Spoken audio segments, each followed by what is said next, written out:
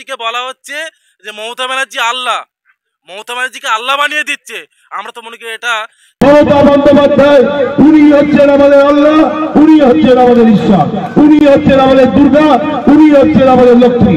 তাই সর্বপ্রথম বলি, এই সে যে নেতাই হোক, শুনি নির্মল মাঝি উনি এই কথাটা বলেছে, তো আমরা এই বিষয়টা তীব্র নিন্দা জানাই।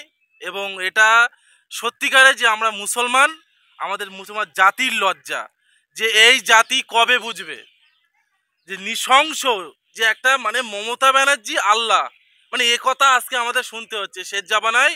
যে আজকে বিশ্বনবী হযরত মুহাম্মদ সাল্লাল্লাহু আলাইহি ওয়াসাল্লাম মানে আজ থেকে 1400 বছর আগে যিনি বলে গিয়েছিলেন যে শেষ জামানায় অনেক রকম ফিতনা ফ্যাসাদ হবে, তার এটা বহিঃপ্রকাশ।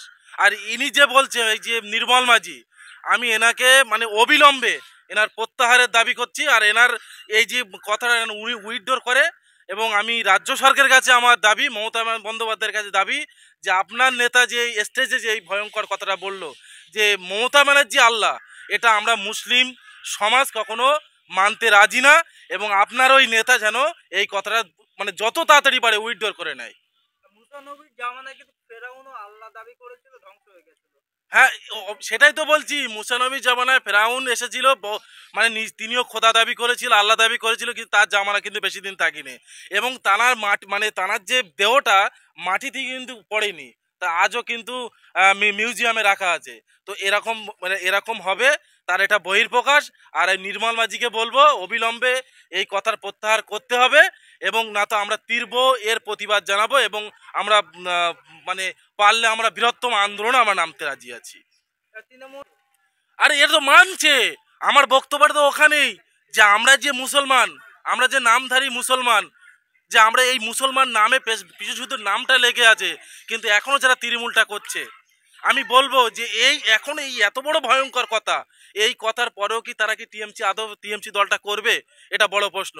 আর যদি তারা করে, তারা মুসলমানের মধ্যে আছে কি না তাদের বিবেকের কাছে প্রশ্ন করবে, এবং তাদের ওয়াইফ থেকে শুরু করে আরও আমাদের যে মসজিদের ইমাম আছে, যে মসজিদগুলো আছে, সেই ইমাম মুফতি যারা আছে তাদের কাছে ফতোয়া নেবে যে যেখানে মমতা ব্যানার্জিকে বলা হচ্ছে যে মমতা ব্যানার্জি আল্লাহ, মমতা ব্যানার্জিকে আল্লাহ বানিয়ে দিচ্ছে, আমরা তো মনে করি এটা সেই সব মানে সেই দলে এখনো যে মুসলমান আছে, এটা আমাদের জাতির লজ্জা, সবচেয়ে ভয়ঙ্কর কথা, এটা সবচেয়ে জাতির লজ্জা।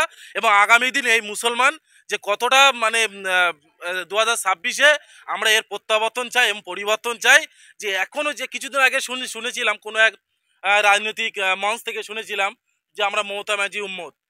তো বিষয়টা হচ্ছে মমতা ব্যানার্জির উম্মত হয়ে এই কথাটা শোনার পরেও আজ মুসলমান সে কথাটা মেনে নিয়েছিল, এবং তারপরে আবার একটা এই ধরনের কথা। তা মানুষ এখনো মুসলমান কি জাগবে না? এখন এই যুব সমাজ থেকে শুরু করে, এখনো ছাত্র যুবতে শুরু করে, এখনো যারা নামধারী মুসলমান যে এই দলটা করছে, তাদের কি এখনো বিবেকে সাড়া দেয় না যে একটা মানে মমতা ব্যানার্জি সে একটা আমাদের রাজ্যের মানে মুখ্যমন্ত্রী, সেই মুখ্যমন্ত্রীকে আল্লাহ মানে কি ধরনের নৈরাজ্য চলছে বাংলা তথা টোটাল ভারতবর্ষে, কি ধরনের রাজনীতি চলছে, এটা তারা বহিঃপ্রকাশ।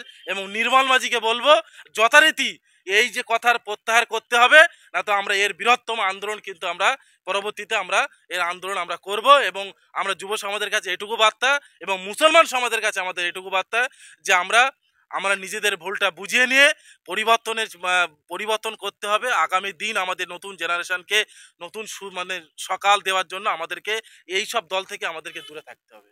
এই যে তৃণমূলের রাজনৈতিক মঞ্চ থেকে একের পর এক এই যে মন্তব্য ভাইরাল হচ্ছে, বলবে এই মন্তব্য তো দেখো, অ্যাকচুয়ালি মুসলমান যদি একটুকুন বলি, মুসলমান সমাজটাকে এই যে রাজ্য সরকার এটা ঢাল হিসেবে ব্যবহার করছে। সেই তরকারিতে তেজপাতা যেমন দেয় না, যে তেজপাতাটা মানে সেই রান্নার পরে খাওয়ার সময় তেজপাতাকে সাইডে ফেলে দেওয়া হয়, সেম মুসলমানদের সাথে এই রাজ্য সরকার এমনই করছে। আর এটা তার সবথেকে বড় প্রমাণ, আর এটা তার বহিঃপ্রকাশ। আর আগামী দিন আমি বলবো এই মুসলমান যুব সমাজকে, এই মুসলমান ইমাম থেকে শুরু করে যারা মুফতি মাওলানা আছে, যারা এই পার্টির সঙ্গে যুক্ত আছে, আমি তাদের কাছে অনুরোধ করব যে আপনার 2026-এ আমাদেরকে ঘুরে দাঁড়াতে হবে। এবং এই যে এত মানে নোংরা জঘন্যতম কথা, এই কথার আমরা তীব্র নিন্দা জানাই, তীব্র থেকে মানে বৃহত্তম আন্দোলন করা হোক এই কথা। আর নির্মল মাঝিকে বলবো, আমি আবারও বলবো, এই কথা যতক্ষণ না প্রত্যাহার হবে, আমি রাজ্য সরকারের কাছে আমি আমার দৃষ্টি আকর্ষণ করছি যে আপনাদের নেতাকে বলুন এই ধরনের কথাবার্তা বাংলায় কিন্তু অরাজকতা সৃষ্টি করলে হবে না। বাংলা শান্তিপূর্ণ চাই, বাংলা শান্তিপূর্ণ একটা রাজ্য, আর বাংলা আমরা শান্তির বাতাবরণ তৈরি করতে চাই।